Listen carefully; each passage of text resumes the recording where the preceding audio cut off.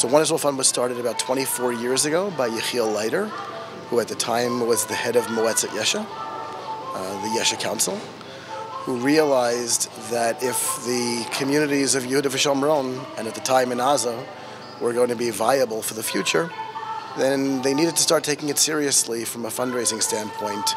And he created One Israel Fund at that time to receive projects from Moetzet Yesha and the communities, and to raise the funds in the states in order to make them viable and to help the communities prepare and grow for the future.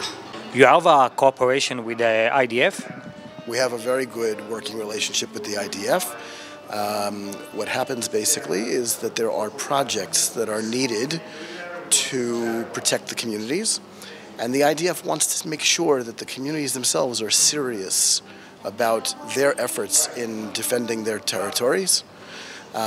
So what will happen is the IDF will say, we're going to take this project and we're going to give 70%, for argument's sake, and then the community has to find the budget for 30% or 40%, whatever it is. Then they reach out to One Israel Fund, and if we think that it's an important project, and that we check it out also with the Army, so we will then work to help on the community side funding. So we will help the community to put together that 30% of funding. And when you're talking about help the community, your project is save life every day, especially in Judea and Samaria.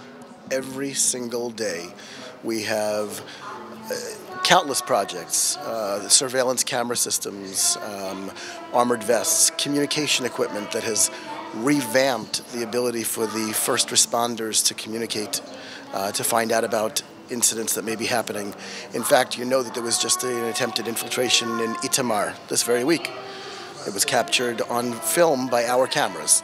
So, if you mention that, this is technology that you bring. Correct. We work in partnership with the IDF.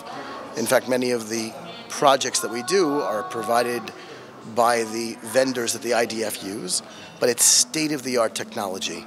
It's thermal camera systems, both standalone cameras and also portable cameras that are given to the civilian security teams in order to protect their various communities. Every single day we are given footage of our cameras in action, and it doesn't happen that a week goes by where I don't get some kind of a notification from our people in the field that an infiltration was stopped, a terrorist was caught, and this is going on every single day.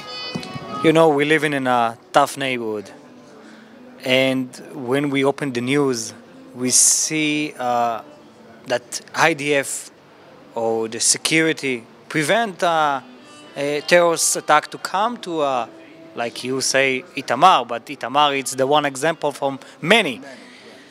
So nobody know that your organization standing behind this success of catching this terrorist attack before they do something. In fact, I'll tell you, we only hear about the tragic losses. So over the summer, we all know what happened with the Salomon family in Neve Tzuf in Chalamish. What people don't know is that 2 weeks before that, our cameras stopped a terrorist infiltration in Psagot. And a week after, we were able to capture and prevent an attack in Ateret. So our cameras are constantly in the field defending our areas and saving lives. And, when we can't do it without the IDF. I mean, the IDF does, they're everywhere that they can be. Constantly rooting out terrorists on their own turf. It's our role to make sure that the last line of defense is taken care of, and that the communities have the ability to prevent the infiltration into their community, which obviously would lead to tragedies far beyond what we've seen. Right after the last Gaza war, where we set out to redesign and supply the Rav Shatim, the security chiefs, the civilian security chiefs, with new armored vests. Because we found out that during the Gaza war down south, the security chiefs weren't wearing their vests. They were old, they were bulky, they were very, very difficult for them to wear them and do their job. So our security projects director, Mark Provisor, a former Rav Shatz himself from Shiloh, set out with the IDF vendors to redesign a vest made specifically for civilian security team members. And we set out and we accomplished the goal of replacing all 300 Rav Shatzim throughout Yehuda v'Shomron, Judea and Samaria, the south and the north. And the army, right before this past Pesach, announced in their own budget 9 million shekel was now being allocated to replace all of the vests of the Kitat Konanut, the first responders, 4,500 vests, based on our design and based on our initiative. And we don't forget that all the money that you bring is coming from people that want to hug Israel, and especially Judea and Samaria. Absolutely. Our entire existence has been for the past 24 years to take care of the needs of the communities in Judea and Samaria. That's what we're all about. Our donors are passionate, our donors care, and our donors are looking to One Israel Fund to provide the expertise and the knowledge to find those projects that are going to make a difference in the lives of those living in Judea and Samaria. And it's not just security. You know, it's medical, it's communal, it's educational, it's recreational. We build playgrounds, libraries, schools. We give scholarships to kids to go to yeshiva. We take care of at-risk youth. We are building a medical center in Binyamin. We did one in Efrat. We've been involved in every aspect of enhancing the lives of those living in Judea and Samaria, and we've been doing it pretty well for almost 25 years. There's no doubt that it's an amazing project that you're doing every day, every second you do that for Israel, for Judea and Samaria. Can you share with us your vision? So I'll give you two separate visions. One is no more Jewish victims. It's a campaign that we started a number of years ago. We want to get to a point where the tragedies that we hear about constantly are no more. It's about time that we all stepped up. We have the ability, we have the know-how to prevent victims from happening. The vision that we have in the realm of security is to prevent future victims of terror. We want to put all those victims of terror organizations out of business, and they would love for us to succeed because it means that we're successful in doing our job.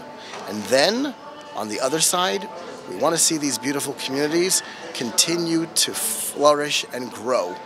We want to see the quality of the lives of those living in Judea and Samaria to be no different than anybody else living in the land of Israel. And it seems like that you are bringing now a good message to the people that live in Judea and Samaria. You know, we're talking about, we have a big vision to be 1 million in Judea and Samaria. And this is a good news. This is great news. It's great news. And we see a community like Amichai that's being built now from scratch, from the ground up, and to be a part of that, be a part of that vision of seeing a new yeshuv begun within months. There are families about to be moved in. I think it's within 3 months. They're hoping that the families from Amona and others are now able to move in. We want to see that happening everywhere. We want to see continued strength and growth. We have a slogan in One Israel Fund that we believe that the Jewish families living in Judea and Samaria are the vanguard of Israel's sovereignty and security. They are the strength of our people. They are the pioneers of today, the modern day chalutzim, as we say.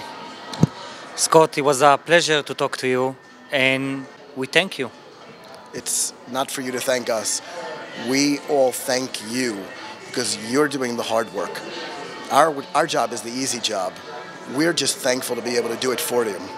Our former president, who we honored this past year at our dinner, got up and said it's a busha to him that people should be thanking One Israel Fund.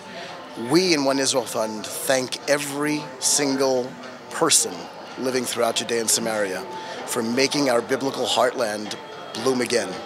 And it's our distinct pleasure. We have a karat tov to each and every one of you. Thank you very much. It's always a pleasure. Thank you.